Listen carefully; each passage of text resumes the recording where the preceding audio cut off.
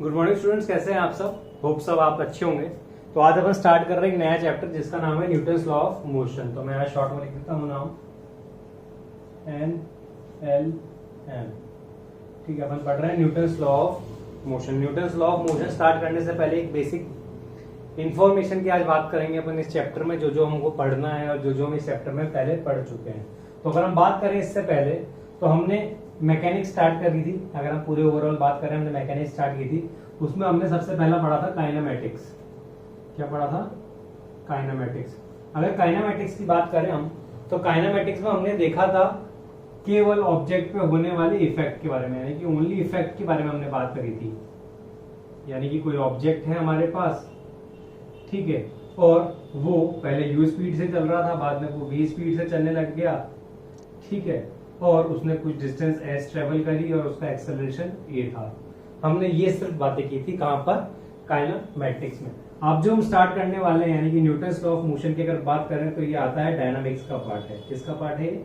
Dynamics का।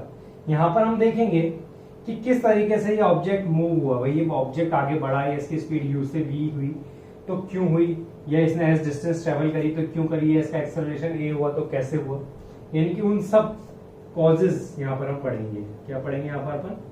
Causes पढ़ेंगे। यानी कि अगर इस ऑब्जेक्ट को मूव कराना है तो मुझे क्या है, कोई फोर्स लगानी पड़ेगी इस ऑब्जेक्ट पे, जिस वजह से ये ऑब्जेक्ट क्या करेगा? मूव करेगा। तो अपन यहाँ पर क्या पढ़ने वाले? डायनामिक्स के बारे में पढ़ने वाले हैं, यानी कि कॉजेज के बारे में पढ़ना है। और कॉजेज के साथ साथ हम इफेक्ट्स भी देखते चलेंगे साथ में। वापस से कॉजेज एंड इफेक्ट्स हम यहाँ पर पढ़ने वाले हैं। ठीक है, चलिए, ये तो थी हमारी बेसिक बात जो हम यहाँ पे पढ़ने वाले हैं। ठीक है, अब कुछ नई चीजें जो यहाँ पर इंट्रोड्यूस होंगी उसकी अगर हम बात करें, ठीक है, तो हम जानते हैं, जैसे कि मान लीजिए ऑब्जेक्ट है यहाँ पर रखा हुआ है, इसके पास u स्पीड से चल रहा है, मान लीजिए रेस्ट पे है या कोई स्पीड u है। उसके बाद इस ऑब्जेक्ट के पास v स्पीड आ गई है, इसके पास v स्पीड आ गई। पहले u स्पीड से चल रहा था, फिर v स्पीड से आ गई।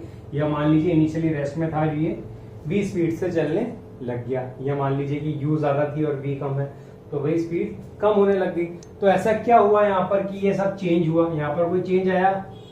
बिल्कुल चेंज आया। किस में चेंज आया सर? इसके स्टेट में चेंज आया कि सर पहले ये रेस्ट में था, अब मोशन में आ गया, या मोशन में था तो स्पीड कम या ज्यादा हो गई। तो यहाँ पर क्या हुआ है? चेंज सर स्टेट का चेंज हुआ है।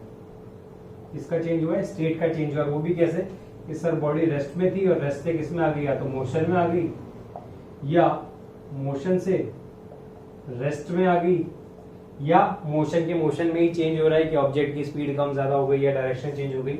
ठीक है, तो ये जब भी स्टेट चेंज की बात करते हैं बच्चों, ठीक है, किसी भी बॉडी में जब स्टेट चेंज हो रहा हो, तो वहां पर हम एक चीज को इंट्रोड्यूस करते हैं जिसका नाम देते हैं हम फोर्स। यानी कि ये जो कॉज है जिसकी वजह से ये जो चेंज इन स्टेट आ रहा है, उसको हम क्या बोलते हैं? फोर्स बोलते हैं। क्या बोलते हैं? फोर्स बोलते हैं। तो इस चैप्टर में अगर हम बात करें न्यूटन्स लॉ ऑफ मोशन में, हमारा जो मेन ऑब्जेक्टिव रहेगा, जिसके अराउंड हम बात करेंगे सारी, वो क्या है? फोर्स। यानी कि फोर्स कैसे लगता है ऑब्जेक्ट में, फोर्स के इफेक्ट्स क्या होते हैं, ठीक है, और भी क्या क्या चीजें फोर्स से रिलेटेड है, वो सब हम इस चैप्टर में पढ़ने वाले हैं। और डिफरेंट टाइप्स ऑफ फोर्सेस भी हम इस चैप्टर में बात करेंगे।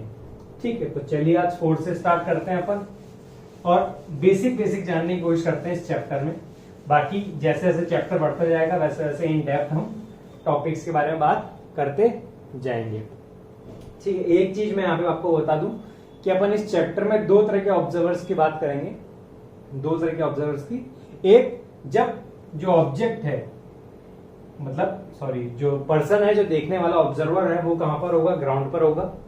ठीक है, और दूसरा जब पर्सन कहां पर होगा? किसी मूविंग ऑब्जेक्ट पर बैठकर दूसरे ऑब्जेक्ट को देख रहा होगा, जैसे हमने रिलेटिव मोशन में पढ़ा था। ठीक है, तो यहां पर दो टर्म्स यूज की जाती है। एक है inertial object,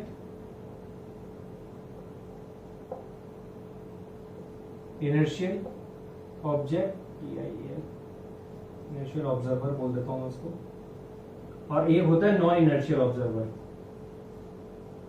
non inertial observer, अगर इनर्शियल ऑब्जर्वर की बात करें, यानी कि ऐसा ऑब्जर्वर जो कहां पर है? ग्राउंड पे खड़े होकर, और जो भी मोशन हो रहा है, जो भी ऑब्जेक्ट चेंज कर रहा है, उसको देख रहा है। यानी कि ऑब्जेक्ट या पर्सन जो है वो कहां पर है? पर्सन ऑन ग्राउंड, या यूं बोल दीजिए कि उसका एक्सेलरेशन कितना है, 0 है। पर्सन खड़ा है कहीं पर और जो भी हमारा प्रोसेस हो रहा है उसको ऑब्जर्व कर रहा है। और नॉन इनर्शियल अगर ऑब्जर्व की बात करें यानी कि उसका एक्सेलरेशन क्या है, नॉन जीरो है। ठीक है, तो एक छोटी सी बात थी जो मैंने आपको बता दी है कि इन दोनों ही चीजों में बात करेंगे हम। स्टार्टिंग में हम इनर्शियल ऑब्जर्वर से स्टार्ट करेंगे कि भाई पर्सन हमारा जो भी ऑब्जेक्ट मूव कर रहा है, मान लीजिए यहाँ से मूव कर रहा है, यहाँ पर पहुंच गया तो यहाँ पर खड़े होके देख रहा है। ठीक है, तो इनर्शियल ऑब्जर्वर हो गया। ठीक है, फिर नॉन इनर्शियल ऑब्जर्वर की बात करें तो ये मूव हो रहा है और ये भी क्या है, आगे मूव करता हुआ जा रहा है। उस रेस्पेक्ट में क्या होगा, तो वो नॉन इनर्शियल ऑब्जर्वर वाला केस होगा हमारे पास। ठीक है, चलिए तो हेडिंग डालते हैं फोर्स। ठीक है, तो ऐसा कुछ है नहीं जो हमने पढ़ा नहीं है फोर्स के बारे में, तो बेसिक डेफिनेशन से अपन स्टार्ट करते हैं कि सर फोर्स होता क्या है।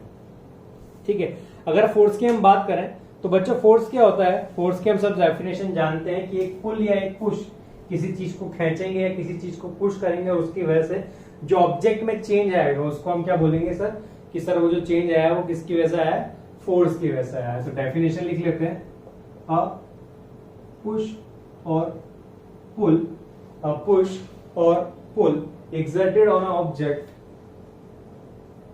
exerted on a body, exerted on a body which changes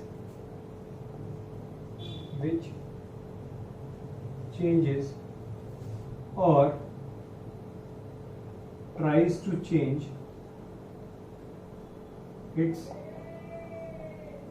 state of rest or uniform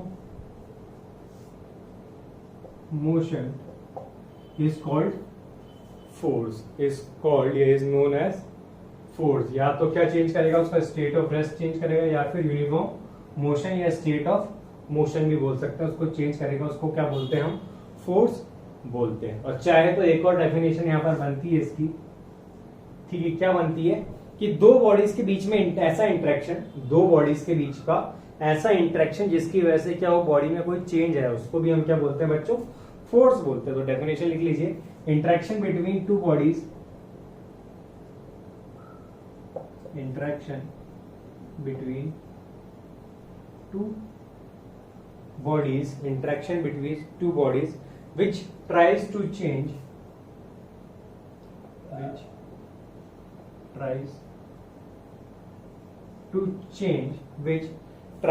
change its state of rest or uniform motion, tries to change its state of rest or uniform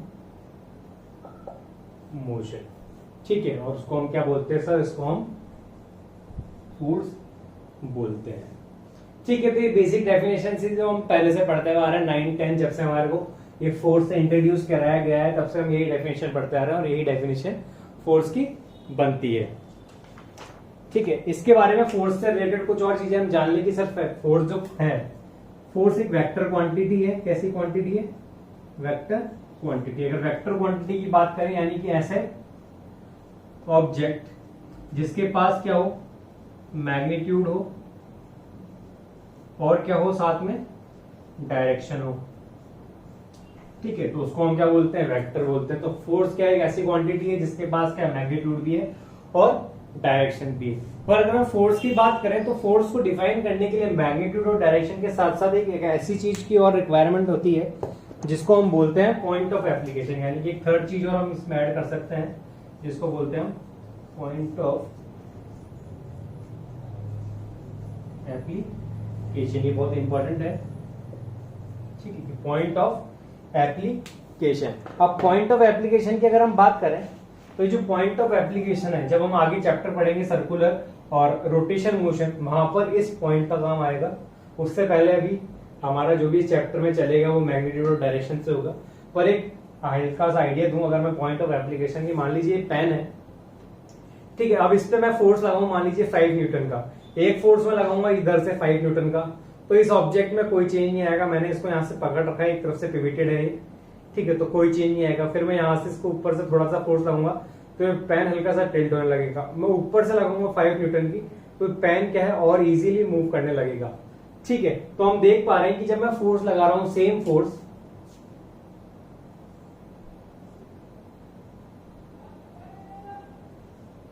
ठीक है, कोई same force लगा रहा हूं किसी object पे जो किसी एक पॉइंट पिविटेड है, तो मुझे अलग अलग इफेक्ट देखने को मिल रहे हैं। जब मैं फोर्स यहां पर लगा रहा हूं एकदम पिविटेड पॉइंट के डायरेक्टली परपेंडिकुलर, ठीक है, तो मैं देख रहा हूं कि इस ऑब्जेक्ट में कोई चेंज नहीं आ रहा है। मान लीजिए 5 न्यूटन का मैंने या 5 यूनिट की फोर्स लगाई, ठीक है, सेम फोर्स में 5 यूनिट की यहां पर लगा रहा हूं, तो मैं देखता हूं कि जो ऑब्जेक्ट है वो क्या करने लगता है, रोटेट करने लगता है। क्या करने लगता है? रोटेट करने लगता है। या मान लीजिए ये पॉइंट ऐसा है कि जिसको मैंने पिविटेड नहीं किया है, वो किसी स्मूथ सरफेस पे रखा है, ठीक है, तो जब मैं इसको यहाँ नीचे से फोर्स लगाऊंगा या कहीं सेंटर से फोर्स लगाऊंगा तो मैं देखूंगा कि ऑब्जेक्ट क्या आगे की तरफ मूव करेगा। पर जैसे ही मैं इसको ऊपर से मूव कराने की कोशिश करूंगा या ऊपर से फोर्स लगाऊंगा तो मैं देखूंगा कि जो ऑब्जेक्ट है ये क्या करेगा, आगे की तरफ गिरने की कोशिश करेगा, यानी कि ये रोटेट करने की कोशिश करेगा, सर्कुलर मोशन करने की कोशिश करेगा। तो ये जो पॉइंट ऑफ एप्लीकेशन के बारे में बात करेंगे अपन, वो कहां पर करेंगे? आगे जब हम रोटेशन और सर्कुलर मोशन पढ़ेंगे। तो यहां से एक बात प्रूफ हो गई कि सर फोर्स को डिफाइन करने के लिए हमें 3 चीजों की जरूरत है, एक उसका मैग्नीट्यूड, एक उसका डायरेक्शन और एक उसका पॉइंट ऑफ एप्लीकेशन। ठीक है, जब ये तीनों चीजें हमें पता होंगी तो हम फोर्स को क्या एक्चुअली बता सकते हैं कि सर फोर्स किसी ऑब्जेक्ट पे कैसे वर्क कर रहा है। ठीक है, एक छोटी सी चीज जो हमें यहाँ पे ध्यान रखनी है, इस चैप्टर में हम ध्यान रख के चलेंगे, वो ये कि जो भी हम ऑब्जेक्ट लेंगे, मान लीजिए कार है या ट्रक है या बस है या कोई ब्लॉक है, ठीक है, हम उसको मान लीजिए ये मेरे पास एक ट्रक कार ऑब्जेक्ट जी मान लीजिए आप, इसमें लगने वाली फोर्स मान लीजिए कि एफ है, ठीक है, जो फोर्स होगी उसको हम कैपिटल एफ से डिफाइन करेंगे। ठीक है, मान लीजिए कि ऑब्जेक्ट है जिसमें फोर्स एफ लग रही है, तो हम इस चैप्टर में जो भी ऑब्जेक्ट है, जो भी मास लेके चलेंगे, उसको हम क्या मानेंगे? पॉइंट मास मानेंगे। उसको हम क्या मानेंगे? पॉइंट मास मानेंगे। पॉइंट मास का मतलब क्या है कि जो भी उस ऑब्जेक्ट पे फोर्स लग रही होगी, जो भी उस ऑब्जेक्ट पे फोर्स लग रही होगी, हम उसको क्या मानेंगे कि किसी एक पॉइंट पर फोर्स लग रही है। मान लीजिए कि ये बड़ा सा ऑब्जेक्ट था, तो उसको हमने कैसे मान लिया? पॉइंट मास मान लिया। अब उस पर लगने वाली फोर्स कहां पर लग रही है सर? उसके सेंटर पे लग रही है। ठीक है, तो हम जब भी हम आगे भी बात करेंगे, जैसे चैप्टर बढ़ता जाएगा, हम फ्री बॉडी डायग्राम बनाना सीखेंगे, तो हम वहां पे देखेंगे कि जो भी ऑब्जेक्ट पे लगने वाली फोर्स है, हम उसको कहां पर बता देंगे सर? उसको हम एकदम आइसोलेट करके एक पॉइंट पर बता देंगे कि सर इस पॉइंट पर इतनी सारी फोर्सेस लग रही है, और उसी को हम क्या बोल देंगे? बाद में फ्री बॉडी डायग्राम बोल देंगे। तो एक पॉइंट यहाँ पर ये था कि हम ये एजम्पशन लेके चलेंगे यहाँ पर इस चैप्टर में कि जितने भी ऑब्जेक्ट्स हैं वो सब क्या है सर? वो सब एक पॉइंट मास है, सब पॉइंट मास है, मैंने यहाँ पे डिफाइन कर ही दिया है। ठीक है, चलिए, इसके बाद छोटी मोटी चीजें और जो फोर्स के बारे में है वो ये है कि सर फोर्स की यूनिट क्या होगी? तो फोर्स की यूनिट हम सब जानते हैं कि अगर ऐसा ही में हम बात करें तो फोर्स की यूनिट क्या होती है सर? फोर्स की यूनिट होती है न्यूटन, जिसको हम कैपिटल एन से डिनोट करते हैं, और सीजीएस की अगर हम बात करें तो वो कितनी होती है सर? वो होती है डाइन। ठीक है, यूनिट्स का आपको पता ही है कि कैसे रिलेशन है, 1 न्यूटन इक्वल्स टू 10 की पावर 5 डाइन होता है। इसके अलावा और भी बहुत सारी यूनिट्स देखेंगे हम, ग्रेविटेशनल यूनिट्स, तो जैसे जैसे चैप्टर बढ़ता जाएगा वैसे वैसे हम देखते चल जाएंगे। ठीक है, तो ये तो थी हमारी फोर्स के बारे में कुछ बेसिक सी नॉलेज जो हमें को चैप्टर में रिक्वायर्ड रहेगी। ठीक है, इसके बाद हम देखते हैं कि सर फोर्सेस को कैसे क्लासिफाइड किया गया है, फोर्स को कैसे क्लासिफाई किया गया है। तो इसको एक बार इरेज कर देते हैं।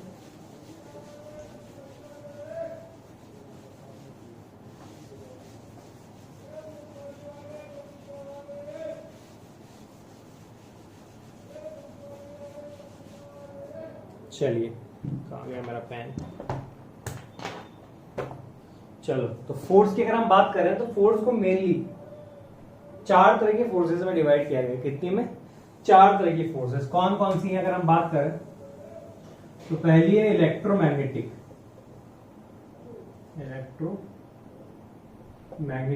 फोर्स। ये इसको हम कभी कभी कांटेक्ट फोर्स भी बोलते हैं। कैसी फोर्स बोलते हैं? Contact force. ये पहली टाइप की होगी। सेकेंड टाइप की बात करें वो है हमारी ग्रेविटेशनल फोर्स। इसके अलावा third that is weak force, और फोर्थ की अगर हम बात करें तो वो हो जाती है हमारी न्यूक्लियर फोर्स। न्यूक्लियर फोर्स, ठीक है। तो हम इस चैप्टर में अगर हम बात करें तो हमारा मेजर जो फोकस रहेगा वो इन दो फोर्सेस पर रहेगा, दैट इज इलेक्ट्रोमैग्नेटिक या कॉन्टैक्ट फोर्स बोल लीजिए, और दूसरा होगा हमारा ग्रेविटेशनल फोर्स। वीक फोर्स और न्यूक्लियर फोर्स जैसे जैसे हम आगे बढ़ते जाएंगे चैप्टर्स में वैसे वैसे आता जाएगा, ठीक है। वीक फोर्स और न्यूक्लियर फोर्स की बात करें तो ये जो फोर्सेस होती हैं दोनों, ये होती है short ranges force, short range force, short range force. और इन दोनों की बात करें तो ये है long range force, long range force, ठीक है। ग्रेविटेशनल फोर्सेस के बारे में हम जानते हैं कि कहाँ लगता है सर, दो बड़े बड़े हेवनली ऑब्जेक्ट के बीच में लगता है, तो उनके बीच की जो डिस्टेंस है बहुत ज्यादा है। कॉन्टैक्ट फोर्स की अगर हम बात करें तो इन दोनों के कंपैरिजन में इनके डिस्टेंस क्या है, बहुत ज्यादा है, दो ऑब्जेक्ट के बीच में लग रही है फोर्सेस, ठीक है। वीक फोर्सेस की अगर हम बात करें तो वंडरवल फोर्सेस जो हमने केमिस्ट्री में पढ़ी होंगी वो सब फोर्सेस वीक फोर्स में आ जाती है, और न्यूक्लियर फोर्सेस यानी कि जो न्यूक्लियस के बीच में लग रही है, ठीक है। अगर हम इनकी फोर्सेस के बारे में बात करें कि सबसे ज्यादा फोर्स कौन सी होगी, तो सबसे ज्यादा जो फोर्स होती है वो होती है न्यूक्लियर फोर्स, फिर ग्रेविटेशनल, इलेक्ट्रोमैग्नेटिक, और इस तरीके से अपना ऑर्डर रहता है, ठीक है। तो ये न्यूक्लियर फोर्सेस को कभी कभी हम स्ट्रॉन्ग फोर्स नाम से भी डिनोट कर देते हैं, ठीक है। तो ये जो दोनों फोर्सेस है शॉर्ट रेंज फोर्स है, ठीक है, और इनको हम कैसी फोर्सेस बोलते हैं, न्यूक्लियर फोर्सेस भी कंबाइंड बोल देते हैं, ठीक है। तो इसको वीक फोर्स और इसको स्ट्रॉन्ग फोर्स, और इन दोनों को कंबाइंडली हम बोल देते हैं न्यूक्लियर फोर्सेस, ठीक है। अगर हम इनके ऑर्डर की बात करें, ठीक है, तो मैं एक बार लिख देता हूं फोर्स, इसको मैं न्यूक्लियर फोर्स की जगह इसको स्ट्रॉन्ग फोर्स लिख देता हूं तो ज्यादा बेटर रहेगा, क्योंकि इसको स्ट्रॉन्ग फोर्स लिख देते हैं, और इन दोनों को मैं बोल देता हूं ये दोनों ही कैसी है, न्यूक्लियर फोर्सेस है, ठीक है, इनसाइड न्यूक्लियस। जैसे एटम के न्यूक्लियस के अंदर लगने वाली फोर्सेस न्यूक्लियर फोर्सेस, तो उसमें वीक फोर्सेस भी होंगी और स्ट्रॉन्ग फोर्सेस भी होंगी, ठीक है। अगर इनके ऑर्डर की बात करें तो सबसे ज्यादा जो फोर्स होगी वो कौन सी होगी, स्ट्रॉन्ग फोर्स, सबसे ज्यादा फोर्स, सबसे ज्यादा पावरफुल फोर्स कौन सी होने वाली है, स्ट्रॉन्ग फोर्स होने वाली है। इसके बाद अगर हम बात करें तो फिर आती है हमारी इलेक्ट्रोमैग्नेटिक फोर्स, कौन सी आती है, इलेक्ट्रोमैग्नेटिक फोर्स। इसके बाद अगर हम बात करें तो फिर आते हैं हमारे पास वीक फोर्स, और फिर सबसे लास्ट में जाती है हमारे पास ग्रेविटेशनल फोर्स, ठीक है। अगर किसी शॉर्ट रेंज की अगर हम बात करें कि कोई हमने फिक्स रेंज ले ली है और उसके बीच में हम बात करें तो इस तरीके का फोर्सेस का ऑर्डर रहने वाला है, ठीक है। चलिए तो आगे बढ़ते हैं। एक चीज जो यहाँ पे अपन ने बात कर ली, ग्रेविटेशनल फोर्स, ठीक है। अब जैसे जैसे हम इस चैप्टर में बात करेंगे हम इन सब फोर्सेस को डिफाइन भी करते हुए चलेंगे, ठीक है। अब जो हमारे इस चैप्टर में फोकस रहेगा वो रहेगा एक तो ग्रेविटेशनल फोर्स जिसको हम अभी डिफाइन कर देंगे, और एक रहेगा हमारा कॉन्टैक्ट फोर्स। तो कॉन्टैक्ट फोर्स की अगर हम बात करें तो कॉन्टैक्ट फोर्स या इलेक्ट्रोमैग्नेटिक फोर्सेस में हम चार तरह की फोर्सेस के बारे में बात करने वाले हैं। एक होती है हमारे पास, इसको ए पॉइंट बोल देते हैं, नॉर्मल रिएक्शन। दूसरा होगा हमारे पास टेंशन फोर्स। थर्ड होगा हमारे पास स्प्रिंग फोर्स, और लास्ट और फाइनल हम पढ़ेंगे फ्रिक्शनल फोर्स। तो इस चैप्टर में हम इन चार टॉपिक्स पे, और जो एक हमने लिखा था ग्रेविटेशनल फोर्स, है ना, इसके बारे में बात करेंगे कि ऑब्जेक्ट पे कौन कौन सी फोर्सेस लग रही हैं, उनको कैसे हम डिड्यूस करेंगे, और हमारे जो भी हमको आउटपुट चाहिए उस पर कैसे पहुंचेंगे। तो इस चैप्टर में हम पांचों पे बात करने वाले हैं। उससे पहले अपन जान ले कि एक बार बेसिक नॉलेज ले लें हम कि न्यूटन्स की जो फोर्सेज है, जो लॉज है वो क्या क्या है, ताकि जब भी मैं किसी चीज को डिफाइन करूं तो वहां पे हमें ये प्रॉब्लम ना आए कि sir Newton's law of motion हम भूल गए। एक बार हम उनको रिवाइज करा दीजिए, तो अपन उसको एक बार रिवाइज कर लेते हैं। कि न्यूटन्स लॉ ऑफ मोशन के जो लॉस थे वो एक्चुअली में क्या क्या थे। तो अपन ज्यादा डेप्थ में नहीं जाएंगे, केवल ओवरव्यू लेंगे और फिर जैसे जैसे चैप्टर बढ़ता जाएगा वैसे वैसे हम उनके बारे में और नॉलेज लेते जाएंगे। तो पहला आता है हमारा न्यूटन्स लॉ ऑफ मोशन का फर्स्ट लॉ ऑफ मोशन, जिसको हम लॉ ऑफ इनर्शिया भी बोलते हैं या फर्स्ट लॉ ऑफ मोशन। तो ये सब को पता रहता है फर्स्ट लॉ ऑफ मोशन, ऐसा कुछ है नहीं। फर्स्ट लॉ ऑफ मोशन क्या बोलता है कि अगर कोई ऑब्जेक्ट जैसे नाम से पता चल रहा है इनर्शिया का, इनर्शिया की हम बात करें तो सर इनर्शिया क्या होता है? इनर्शिया एक प्रॉपर्टी है ऑब्जेक्ट की, सेल्फ प्रॉपर्टी है, जिसकी वजह से वो क्या करता है, कोई भी चेंज को रेजिस्ट करता है। यानी कि इनर्शिया की अगर हम बात करें तो it is nothing that is resistance, ठीक है, resistance offered by the object to any change, ठीक है, इसको हम इनर्शिया बोलते हैं। तो अभी हम आगे डेफिनेशन लिख लेंगे इनर्शिया की, इनर्शिया क्या होता है, ठीक है। तो बात आती है हमारी फर्स्ट लॉ ऑफ मोशन की। Sir first law of motion क्या होता है या लॉ ऑफ इनर्शिया क्या होता है? तो जैसे हम जानते हैं सब कि जब भी किसी ऑब्जेक्ट को मूव करने की कोशिश की जाती है या उसको रोकने की कोशिश की जाती है, ठीक है, तो वो क्या करता है, एक रेजिस्टेंस ऑफर करता है। क्या करता है? एक रेजिस्टेंस ऑफर करता है, या वो चाहता है कि वो जिस पोजीशन में वो उसी पोजीशन में बना रहे, ठीक है। इस कंडीशन को हमने क्या नाम दे दिया है? लॉ ऑफ इनर्शिया या फर्स्ट लॉ ऑफ मोशन, इसी को बोलते हैं। तो अपन लिख लेते हैं एक बार definition. A body will remain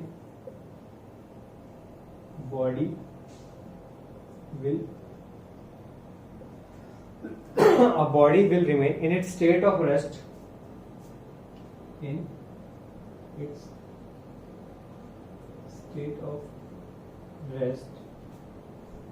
or motion.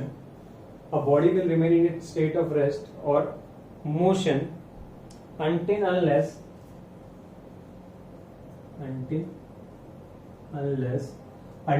क्या हो, जब से कोई बाहर की फोर्स आके उसको क्या है, डिस्टर्ब ना करे। Body will remain in its state of rest और मोशन until unless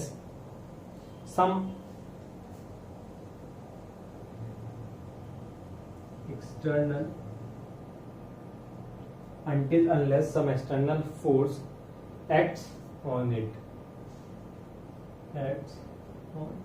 जब तक कि कोई बाहर की फोर्स अगर क्या है उसको डिस्टर्ब ना करे, तब तक बॉडी क्या चाहती है, बॉडी चाहती है हमेशा अपनी उस स्टेट में रहना जिसमें वो है। या तो अगर वो मूव कर रही है, मान लीजिए 5 मीटर पर सेकंड से मूव कर रही है, तो ऑब्जेक्ट चाहेगा कि मैं हमेशा 5 मीटर पर सेकंड से मूव करता रहूं। या ऑब्जेक्ट रेस्ट में है तो वो क्या चाहेगा कि वो हमेशा रेस्ट में बना रहे। और वो कब तक ऐसा चाहेगा? जब तक कि उस पर क्या बाहर से आकर कोई एक्सटर्नल फोर्स एक्ट ना करे। तो ये क्या है, फर्स्ट लॉ ऑफ मोशन है। या यूं बोल दीजिए कि जब हमने चैप्टर पढ़ा होगा पहली बार 9th क्लास में न्यूटन्स लॉ ऑफ मोशन, तो जो लॉ ऑफ इनर्शिया है इसको बोलते हैं डेफिनेशन ऑफ फोर्स। यानी कि अगर हम बात करें फर्स्ट लॉ ऑफ मोशन की, तो first of law of motion हमें क्या देता है, हमें डेफिनेशन देता है फोर्स की। फोर्स एक्चुअली में क्या है, फोर्स एक एक्सटर्नल ऑब्जेक्ट है जो क्या करता है, ऑब्जेक्ट को अपनी पोजीशन चेंज करने के लिए क्या करता है, मजबूर करता है, ठीक है। तो अगर लॉ ऑफ इनर्शिया या फर्स्ट लॉ ऑफ मोशन की बात करें तो इससे हमें क्या मिलती है, डेफिनेशन मिलती है कि सर फोर्स होता क्या है। अगर इनर्शिया की बात करें तो इनर्शिया को हम डिफाइन करने के लिए 3 तरह का मेजर्स यूज करते हैं। यानी कि यहाँ पे अगर मैं बात कर रहा हूं तो इनर्शिया को डिफाइन करने के लिए हम इनर्शिया में भी डिफाइंड एज 3 तरीके से डिफाइन कर सकते हैं। एक होता है इनर्शिया ऑफ रेस्ट, डेफिनेशन नहीं लिखाऊंगा मैं, सिर्फ बात बता रहा हूं आपको कि आप सबको पता है, मैं बोल दूंगा, अगर लिखना होगा तो लिख लीजिएगा। इनर्शिया ऑफ मोशन और थर्ड होता है इनर्शिया ऑफ डायरेक्शन।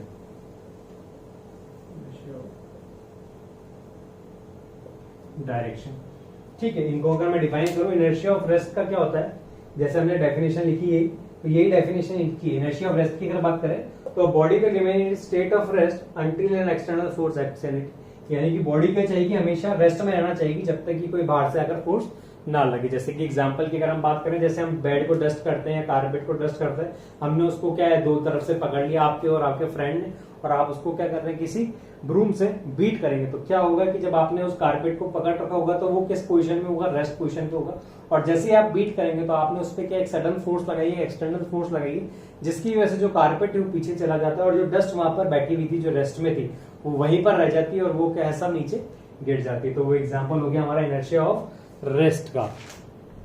इसकी बात करें हम इनर्शिया ऑफ मोशन की, तो यहाँ पर हो जाएगा body will remain in its state of motion until unless some external force acts on it, यानी कि जब बॉडी है वो किस में रहना चाहिए, मोशन में, जब तक कि कोई बाहर से आकर फोर्स क्या है उसको अपोज ना करे, उसको जबरदस्ती ना करे कि भाई तुम्हें मोशन से रेस्ट में आना है या मोशन से अपनी जो भी मोशन है उसमें या तो स्पीड में चेंज लाना है या डायरेक्शन में चेंज लाना है, वो सब इनर्शिया ऑफ मोशन में हो जाएगा। जैसे कि एग्जांपल की अगर हम बात करें, हम किस में बैठे हैं, किसी मूविंग बस में बैठे हैं, मूविंग कार में बैठे हैं और सडनली कोई ब्रेक लगा दे, ठीक है, तो हमारे पास कौन सा मोशन है सर, हमारे पास जो बस का मोशन है वही हमारे पास मोशन है, पर जैसे सडनली एक्सटर्नल फोर्स की वजह से जो ब्रेक लगाया उसकी वजह से क्या हुआ, हमारी बॉडी को एकदम से एक सडन पुश मिलता है और हम आगे की तरफ मूव कर जाते हैं। तो वो किसका एग्जांपल हो गया, इनर्शिया ऑफ मोशन का।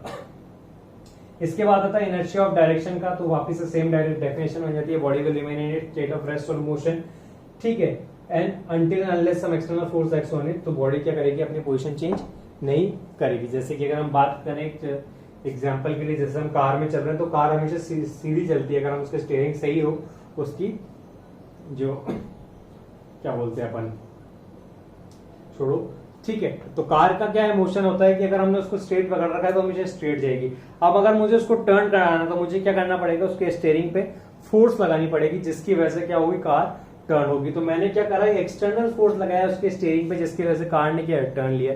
या एग्जांपल की बात कर लीजिए, मान लीजिए कि आप बाहर रोड पे देखते हैं गाय, कुत्ते या बिल्ली को देखते हैं हम, ठीक है, तो हम देखते हैं कि भाई वो जब पानी में से भीग कर आते हैं तो क्या करते हैं, एकदम हमारे अपनी बॉडी को सडन शेक करते हैं, ठीक है, सडन शेक करने की वजह से क्या है, जो तुमने देखा होगा कि वो अपने आसपास पानी के छींटे ही छींटे उड़ाते रहते हैं। तो ये भी एग्जांपल है किसका, इनर्शिया ऑफ डायरेक्शन का। ये मतलब जो एनिमल है या जो पेट है उसने क्या करा, अपनी बॉडी को एक सडन डायरेक्शन दिया है, सडन मोशन दिया है, जिसकी वजह से वो क्या है, जो पार्टिकल्स थे उसके बाद वाटर पार्टिकल्स वो इधर उधर उड़ रहे हैं, ठीक है। चलिए आगे देखते हैं।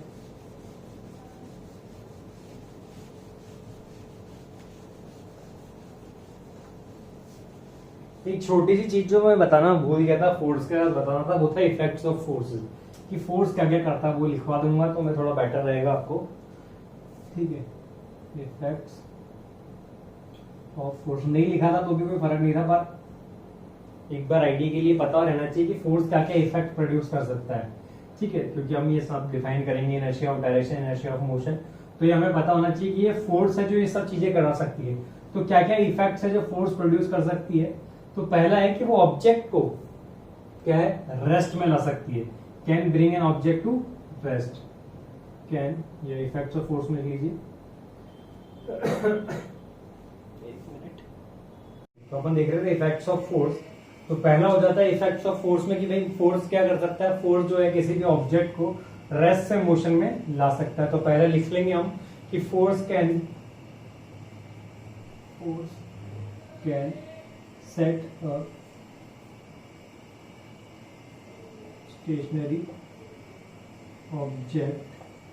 set a stationary object in motion, यानी कोई भी चलती चीज को, मतलब रुकी हुई चीज को मोशन में ला सकता है। सेकंड क्या हो जाएगा इसका, एकदम अपोजिट की हुई, जो force can stop a moving object, ठीक है, वो क्या कर सकता है, किसी ऑब्जेक्ट को मूविंग को स्टॉप कर सकता है, या फिर और स्लो डाउन, या फिर क्या कर सकता है, वो उसकी स्पीड कम कर सकता है। जैसे हम कार की बात करें, वो कार मूव कर रही है किसी स्पीड से, मैंने सडन ब्रेक लगाया तो कार रुक जाएगी, पर अगर मैंने स्लो ब्रेक लगाया तो उसकी स्पीड क्या हो जाएगी, कम हो जाएगी। और क्या कर सकता है सर, फोर्स जो है ऑब्जेक्ट की डायरेक्शन चेंज कर सकता है, तो can change direction of object fourth point क्या हो जाएगा हमारा कि सर स्पीड चेंज कर सकता है, can change the speed of the object. तो इसमें भी आ गया, फिर भी अपन लिख देते हैं यहाँ पर can change the speed of the body या ऑब्जेक्ट। उसको बढ़ाया जा सकता है या कम किया जा सकता है using a force.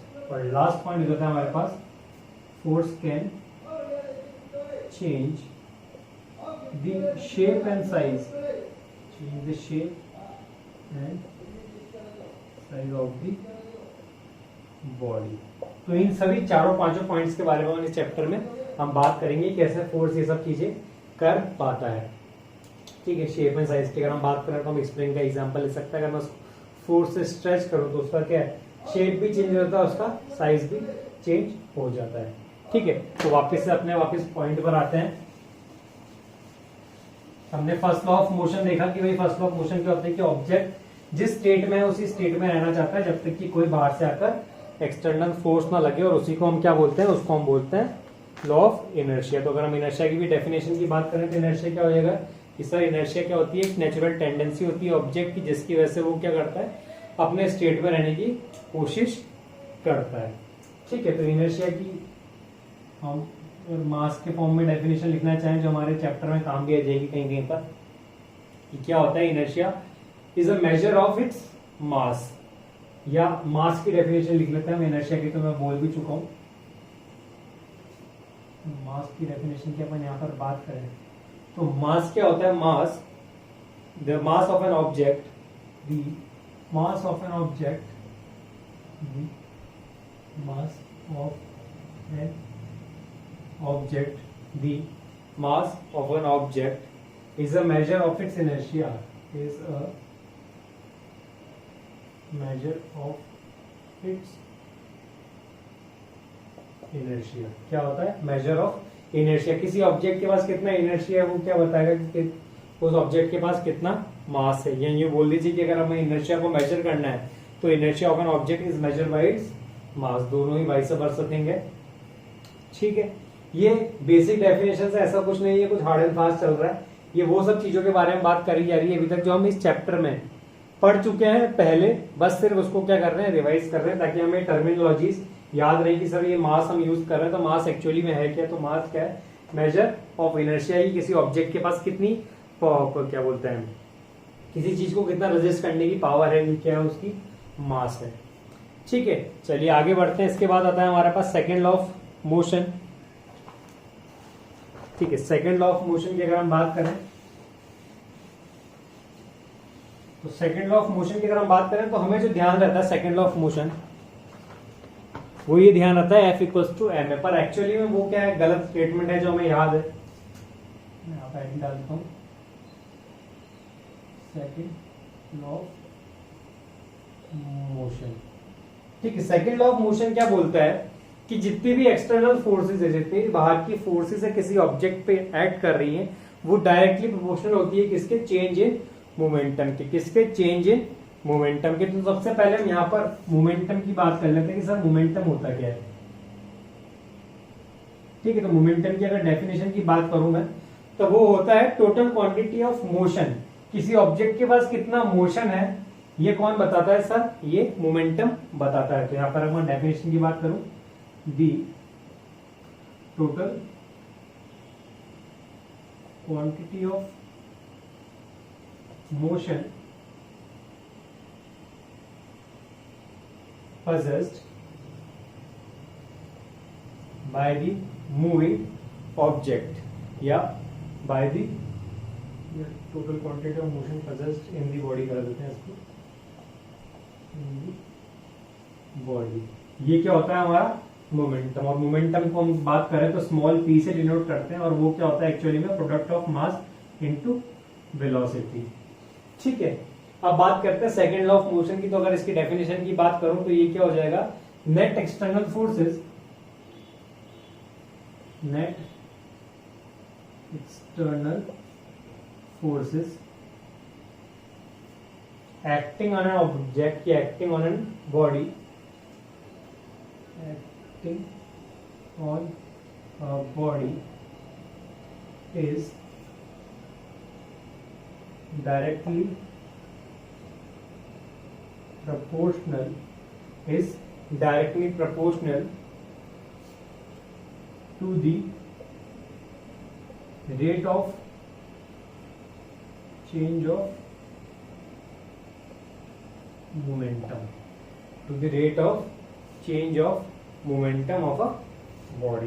F net यानी कि एक्सटर्नल फोर्स, यानी नेट एक्सटर्नल फोर्स यानी कि एफ नेट यानी कि टोटल फोर्सेस किसी बॉडी पे जो लग रही है वो डायरेक्टली प्रोपोर्शनल होंगी किसके, rate of change of momentum dt by dt। ये हमारा क्या है, second law of motion, actual second law of motion ये है।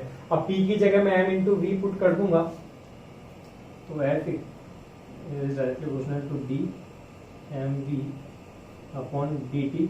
ठीक है, फिर यहां से हमारे पास तीन ऑप्शंस बनते हैं। क्या क्या बनते हैं, एक बनता है f is directly proportional to, एक बार तो इसका डिफरेंशिएशन कर दीजिए, m को कांस्टेंट लेके dv by dt plus v dm by dt। ठीक है, ये तो एक हो गया तरीका। दूसरा तरीका होता है f directly proportional to m dv by dt, और ये हो जाता है थर्ड हमारे पास f is directly proportional to v dm over dt। तो ये तीन फॉर्मूले हैं जो यहाँ से डिराइव किए जा सकते हैं। ठीक है, कैसे कैसे आते हैं वो अगर मैं बात कर दूं, ये जो फॉर्मूला है मैंने dv बाई dt में p की वैल्यू क्या होती है, मास इनटू वेलोसिटी, वो पुट करी। अगर मेरे पास मास और वेलोसिटी दोनों ही वेरिएबल हैं तो उनका जब डिफरेंशिएशन करते हैं तो हमारे पास ये वैल्यू आएगी। ठीक है, अगर उन दोनों में से कोई एक वेरिएबल है, मान लीजिए कि वेलोसिटी वेरिएबल है तो मास कांस्टेंट होगा, मास कांस्टेंट है तो उसको बाहर ले लीजिए dv बाई dt। और अगर मास कांस्टेंट नहीं है, मास वेरिएबल है और वेलोसिटी क्या है, कांस्टेंट है, तो वेलोसिटी बाहर आ जाएगी, हमारे पास फॉर्मूला बच जाता है f equals to dm by dt। ठीक है, और हमें उससे मतलब नहीं है ज्यादा, हमें सिर्फ एक चीज से मतलब है इस फॉर्मूले में, या जहां से हम बात करें हमारे पास जो फॉर्मूला आता है f is directly proportional to. तो इस फॉर्मूले में जब हम बात करते हैं मास को कांस्टेंट लेके, व्हेन m कांस्टेंट हो, जब किसी ऑब्जेक्ट का मास कांस्टेंट हो, तो ये जो फॉर्मूला है वो क्या बन जाता है, f is directly proportional to ma, और जब प्रोपोर्शनलिटी साइन लगाते हैं तो हम यहाँ पे लगा देते हैं f इक्वल्स टू kma, जिसकी वैल्यू k की वैल्यू हमने सपोज कर रखी है 1, ये एक्चुअल वैल्यू नहीं है, हमने सपोज कर रखी है। ठीक है, तो जब वैल्यू f पुट करते हैं तो m आ जाता है हमारे पास f इक्वल्स टू ma, और मास इनटू एक्सेलरेशन से हमारे पास इसकी यूनिट आ जाती है क्या, न्यूटन। ठीक है, तो ये हमारे पास फाइनल रिजल्ट निकल के आता है किससे, सेकंड लॉ ऑफ मोशन से। पर ये सेकंड लॉ ऑफ मोशन नहीं है, सेकंड लॉ ऑफ मोशन क्या है, F net is directly proportional to the rate of change of momentum. ठीक है, तो ये बात हुई हमारी सेकंड लॉ ऑफ मोशन की। ठीक है, इसके बाद चलते हैं हम थर्ड लॉ ऑफ मोशन के बारे में। थर्ड लॉ ऑफ मोशन आप भी जानते हैं कि क्या होता है, to every action there is equal and opposite reaction. यानी किसी ऑब्जेक्ट पे मैंने कोई फोर्स लगाया, किसी ऑब्जेक्ट पे मैंने कोई फोर्स लगाया, ठीक है, तो वो ऑब्जेक्ट भी क्या करेगा, उसी अमाउंट की इक्वल फोर्स का मेरे पे अप्लाई करेगा, पर क्या होगा सर, उसका डायरेक्शन अपोजिट होगा। ठीक है, ये था हमारा थर्ड लॉ ऑफ मोशन। यहाँ पे लिख देते हैं अपन थर्ड लॉ ऑफ मोशन। एक चीज जो मैं सेकंड लॉ ऑफ मोशन में बताना भूल गया था, जैसे मैंने आपको बताया था फर्स्ट लॉ ऑफ मोशन में कि सर फर्स्ट ऑफ जो मोशन है वो क्या देता है, हमें डेफिनेशन ऑफ फोर्स देता है। क्या देता है, डेफिनेशन ऑफ फोर्स। तो जैसे हम बात करें सेकंड लॉ ऑफ मोशन की, तो वो हमें देता है मैथमेटिकल फॉर्म ऑफ फोर्स। ठीक है, जहां से हम डिराइव कर देते हैं कि भाई F इक्वल्स टू m होता है, तो एक मैथमेटिकल फॉर्म आ गया निकल के। ठीक है, तो सेकंड लॉ की अगर हम बात करें, जैसे अगर आपसे पूछ लिया जाए ऑप्शंस में कि भाई सेकंड लॉ ऑफ मोशन हमें क्या बताता है, तो it is the mathematical form of force. और फर्स्ट लॉ की अगर बात करें तो हमें बताता है कि डेफिनेशन ऑफ फोर्स क्या है, कि एक्चुअल में फोर्स क्या है, वो कौन किसने बताया, फर्स्ट लॉ में। फिर उसको हम यूज कैसे करेंगे वो कौन बता देता है सर, वो बता देता है हमें सेकंड लॉ। और अगर हम थर्ड लॉ की बात करें तो ये बताते हैं कि वो अप्लाई कैसे होगा।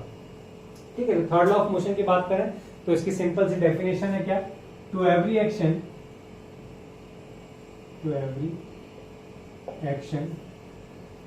There is equal and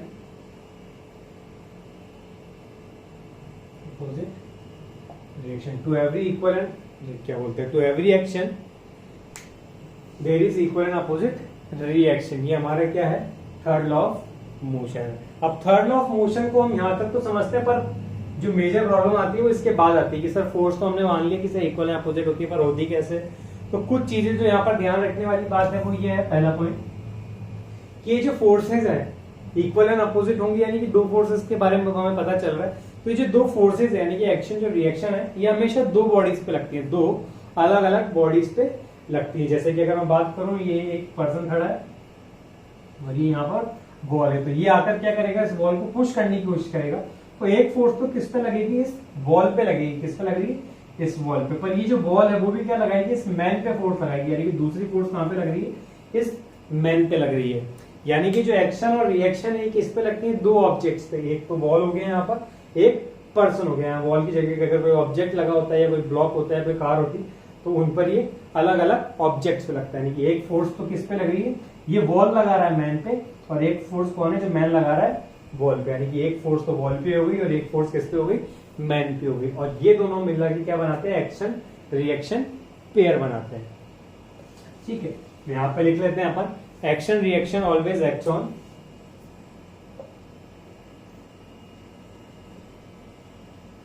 action reaction